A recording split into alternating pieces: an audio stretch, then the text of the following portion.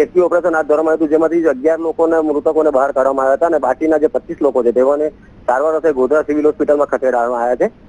અને પંચમહાલ જિલ્લો તેમજ મહીસાગર જિલ્લાના અધિકારીઓ દ્વારા રેસ્ક્યુ ઓપરેશન હાથ ધરવામાં આવ્યું હતું અને હાલ 3 કલાકની ભારી જહેમત બાદ રેસ્ક્યુ ઓપરેશન પૂર્ણ થયું.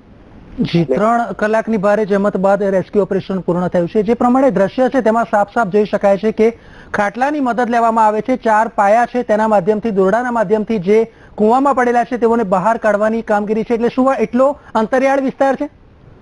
હા, એ તમને જણાવ્યું કે આ પંચમહાલ અને મહીસાગર જિલ્લાનો બોર્ડર ઇલાકો આવેલો છે, ત્યાંનું આ ગામ છે.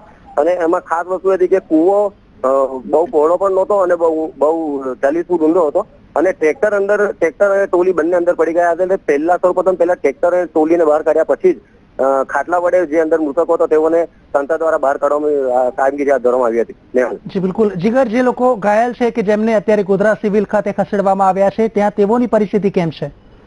હા, સિવિલ હોસ્પિટલમાં જોવાની વાત કરીએ તો સિવિલ હોસ્પિટલમાં જે 25 લોકોને જે સારવાર અર્થે ખસેડવામાં આવ્યા છે તેઓની સિવિલ હોસ્પિટલ દ્વારા ડોક્ટરો દ્વારા સારવાર કરવામાં આવી રહી છે અને તમામની પરિસ્થિતિ હાલ સારી છે.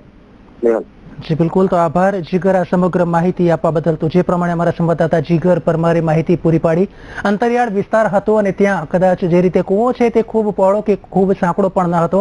ત્યારે સૌ પ્રથમ જે ટ્રેલર છે તેને તેમજ ટ્રેક્ટરને બહાર કાઢવામાં આવ્યા અને ત્યારબાદ જે લાશ છે, જે લોકો ઘવાયેલા છે તમામને બહાર કાઢવામાં આવ્યા છે. અત્યારે રેસ્ક્યુ ઓપરેશન છે તે પૂર્ણ થઈ ચૂક્યું છે, પરંતુ ઉલ્લેખનીય છે કે આજનો જે શનિવાર છે એ અપશુકનિયાળ સાબિત થયો છે, તેમાં કોઈ બેમત નથી. તો 11 લોકોના મરણ થયા છે અત્યાર સુધીમાં, તો 25 થી વધુ લોકોને ઈજા પહોંચી છે. ત્યારે ઉલ્લેખનીય છે કે જે પ્રમાણે દ્રશ્યમાં સાફ જોઈ શકાય છે કે જે ટ્રેક્ટર હતું જ્યારે પરત ફરતું હતું ત્યારે જ તે બેલેન્સ ન રહેવાને કારણે સીધું જ જે ખુલ્લો કૂવો હતો તેમાં પડી ગયું, ત્યારે ટ્રેલર સાથે પડી ગયું હતું. ત્યારે આમ જો જોવા જઈએ તો સમગ્ર ઘટનાની વાત કરીએ તો હાલ છેલ્લા આંકડા અનુસાર 11 વ્યક્તિઓએ પોતાના જીવ ગુમાવ્યા છે, તો 25 થી વધુ લોકો ઘાયલ છે. ઘાયલો જે છે તેઓને ગોધરા ખાતે આવેલી સિવિલ હોસ્પિટલ ખાતે ખસેડવામાં આવ્યા છે. તેઓની ત્યાં ટ્રીટમેન્ટ હાલ ચાલી રહી છે. વીટીવી એક્સક્લુઝિવ દ્રશ્યો આપ નિહાળી રહ્યા છો કે જેમાં ટ્રેક્ટરને બહાર કાઢવાની જે ઘટના છે તે પણ દર્શાવવામાં આવી છે. તો ખાટલાની મદદથી જે ઘાયલ લોકો છે તેઓને પણ બહાર કાઢવાની કામગીરી છે. મહીસાગર જિલ્લાના લુણાવાડા તાલુકાના ગઢ ગામ પાસે આ ઘટના બની છે અને તેની જો વાત કરીએ તો સ્મશાન યાત્રામાંથી આ લોકો પરત ફરી રહ્યા હતા તે સમયે આ ઘટના છે. જે ઢાળ ચડાવવાનો હતો તે ન ચડતા ટ્રેક્ટર પાછું ફર્યું હતું અને ત્યારે બેલેન્સ ન રહેતા સીધું જ કૂવામાં ખાબકી ગયું હતું ને ત્યાર પછી જે સમગ્ર ઘટના છે તેની આપણે સૌ સાક્ષી છીએ. 40 ફૂટ ઊંડો કૂવો હતો કે જેમાં ટ્રેક્ટર છે તે ગરકાવ થઈ ગયું હતું. હાલ તમામ જે ઘાયલ છે તેમને બહાર કાઢી લેવામાં આવ્યા છે. તમામની સિવિલ હોસ્પિટલ ગોધરા ખાતે ખસેડવામાં આવ્યા છે. તો મહત્વની વાત એ છે કે આજ ઘટનાની જો વાત કરીએ તો તાત્કાલિક નિર્ણય લઈને મુખ્યમંત્રીએ આ મુદ્દાને લઈને 4 લાખની સહાય કરી છે જે મૃતકો છે તેઓને, અને જે પણ વ્યક્તિઓ ઇજાગ્રસ્ત થયા છે, જે ઘાયલ થયા છે તેઓને પણ રાજ્ય સરકાર તરફથી તેઓનો સંપૂર્ણ ઇલાજ કરાવવામાં આવશે તે પણ માહિતી પ્રાપ્ત થઈ છે. તો ગઢ ગામ પાસે ટ્રેક્ટર કૂવામાં ખાબકવાનો આ બનાવ છે. આ ઘટનાની જો વાત કરીએ તો જે રીતે અત્યાર સુધીમાં કુલ 11 લોકોના મોત થયા છે, તમામને રાજ્ય સરકારના માધ્યમથી 4 લાખની સહાય ચૂકવવામાં આવશે. 108 જે સેવા છે તેના માધ્યમથી જે ઘાયલ છે તે લોકોને સિવિલ હોસ્પિટલ ગોધરા ખાતે ખસેડવામાં આવ્યા હતા. તો આજ અંગે વધુ માહિતી માટે આપણી સાથે ગાંધીનગરથી જોડાઈ ગયા છે સંવાદદાતા હિતલ પારેખ. હિતલ, મહત્વની વાત એમ છે કે છેલ્લા કેટલાક સમયથી આ પ્રકારની ઘટના છે તે વધી રહી છે. જો પખવાડિયા પહેલાની વાત કરીએ તો એસટી બસના આવા બનાવ બનતા હતા, ત્યારે આજે ટ્રેક્ટરની જે આ દુર્ઘટના છે ત્યારે ફરી એકવાર રાજ્ય સરકાર તરફથી 4 લાખની સહાય પૂરી પાડવામાં આવી રહી છે. શું કહેશો? જે ખાસ કરીને નિહલ તમને જણાવી દઉં કે આ દુર્ઘટના પણ અતિશય ગંભીર દુર્ઘટના છે અને એના જ કારણે તાત્કાલિક અસરથી રાજ્ય સરકાર દ્વારા મુખ્યમંત્રી આનંદીબેન પટેલે મૃતકોના પરિવારજનોને 4 લાખ રૂપિયાની સહાયની જાહેરાત કરી છે.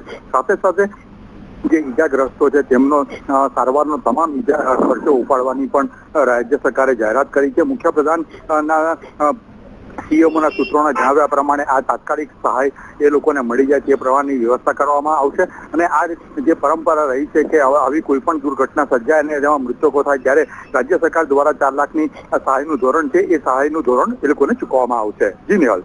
હિતલ, અહીંયા એક મહત્વની બાબતની જો વાત કરવામાં આવે તો પહેલા કરતા કદાચ આ એક ફેરફાર જોવા મળે છે કે જ્યારે તાત્કાલિક જેવી ઘટના બને છે તો લગભગ 24 કલાકની અંદર રાજ્ય સરકાર તરફથી આ જાહેરાત કરવામાં આવે છે, તો શું આને એક સકારાત્મક પગલું કહી શકાય? નિહાલ, ચોક્કસ એવું કહી શકાય કે જે પહેલા સમગ્ર ઘટનાની તપાસ થાય અને ત્યારબાદ દિવસો બાદ આવી કોઈ જાહેરાત થતી હતી. જોકે રાજ્ય સરકારનું આ સકારાત્મક પગલું છે કે દુર્ઘટના ઘટી ચૂકી છે એમાં કોઈ ફેરફાર ન થઈ શકે ત્યારે આના જે મૃતકો હોય એમના પરિવારજનો અને ઈજાગ્રસ્તો હોય તેઓને તાત્કાલિક અસરથી સારવાર મળી રહે એ માટે રાજ્ય સરકારે આ જે પ્રકારે તાત્કાલિક જાહેરાત કરે છે એના કારણે ચોક્કસ એ લોકોને કંઈક ને કંઈક અંશે રાહતનો શ્વાસ મળી શકે. જી નિહાલ. જી બિલકુલ, આભાર હિતલ સમગ્ર માહિતી આપવા બદલ.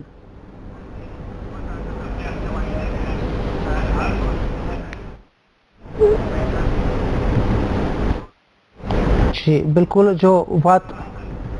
બિલકુલ મહત્વની વાત એ છે કે જ્યારે પણ આ પ્રકારની ઘટના થતી હોય છે ત્યારે સ્થાનિક ધારાસભ્ય, સ્થાનિક કોર્પોરેટર કે સ્થાનિક સંસદ સભ્યની પણ એટલી જ જવાબદારી રહેતી હોય છે. ત્યારે પૂર્વ સાંસદ ભૂપેન્દ્ર સોલંકી આપણી સાથે જોડાઈ ગયા છે. ભૂપેન્દ્રભાઈ, વીટીવીમાં આપનું સ્વાગત છે. મહત્વનો સવાલ કે આ પ્રકારની જ્યારે ઘટના બનતી હોય છે ત્યારે ખાસ કરીને સરકાર તરફથી આપની શું પ્રતિક્રિયા છે? સરકાર તરફથી તો મારી કોઈ પ્રતિક્રિયા નથી જી, પરંતુ આજે બહુ ગરીબ માણસોનો આ બનાવ બન્યો છે. ખૂબ ગરીબ માણસો છે અને મને લાગે છે કે જે બનાવ બન્યો છે એ આપણને, મેં તો રૂબરૂ ત્યાં જોયો છે, ખૂબ દુઃખદ બનાવ લાગે આપણને. અને એ જે બનાવની જે સ્થિતિ છે, રોડ ને કૂવો ને પેલું બધું જે છે, મને લાગે છે કે ડ્રાઈવરની બેદરકારીના કારણે અને રસ્તો જયારે પણ બનાવ્યો હશે ત્યારે યોગ્ય કાળજી લેવી જોઈએ, એ નહીં લીધી હોવાને કારણે આ બનાવ બન્યો છે. જી, સમગ્ર ઘટનાની જો વાત કરીએ, કદાચ રસ્તો પ્રોપર ન બનવાને કારણે પણ આ ઘટનાની વાત હોઈ શકે, બેદરકારી કદાચ ડ્રાઈવરની પણ આવી શકે. એક પૂર્વ સાંસદના નાતે આપની શું સલાહ રહેશે? મને લાગે છે હવે જે બનાવ બને છે દુઃખદ છે, પણ સરકારે આમાં જે કઈ મૃતકો છે એને સરકારના જે નિયમો હોય એ પ્રમાણે એમને વળતર આપવું જોઈએ. જી બિલકુલ, આજ મુદ્દે જો વાત કરીએ તો રાજ્ય સરકારે જે મૃતક છે તે દીઠ 4 લાખ રૂપિયાની સહાય કરી છે, સહાયની વાત કરી છે, તો તેવી જ રીતે જે લોકો ઘાયલ થયા છે તેમને સંપૂર્ણ જે ટ્રીટમેન્ટ થાય હોસ્પિટલમાં તે આપવાની વાત કરી છે. તે મુદ્દે આપનું શું મંતવ્ય છે? મને લાગે સંખ્યા, મૃતકોની સંખ્યા કરતા પણ ઈજા પામેલા લોકોની સંખ્યા વધારે છે અને એના મને લાગે સારવાર માટેની સગવડ તો સરકારી તંત્ર દ્વારા, વહીવટી તંત્ર દ્વારા કરવામાં આવી છે, પરંતુ એમને ઠીકઠાક સારવાર થાય અને સારવાર સુધીનો તમામ ખર્ચ સરકાર ભોગવે અને એમને પણ મળવાપાત્ર, ઈજાઓના પ્રમાણમાં મળવાપાત્ર વળતર સરકારમાંથી મળે, જી, એવી મારી લાગણી છે. જી બિલકુલ, આભાર ભૂપેન્દ્રસિંહજી આપ અમારી સાથે જોડાવા બદલ. તો જે પ્રમાણે પૂર્વ સાંસદે પોતાની પ્રતિક્રિયા વ્યક્ત કરી છે કે જે વળતર આપે છે તે પણ યોગ્ય છે, જે ઈજાગ્રસ્તો છે એમને પણ થોડુંક વળતર, ભલે જે ઈજાને લગતી જે તમામ જે સામગ્રી છે, જે હોસ્પિટલમાં સારવાર છે તે તો મળશે જ, પણ તેમને પણ કોઈક રકમ મળવી જોઈએ તેવી વાત તેમણે સાફ સાફ કહી છે.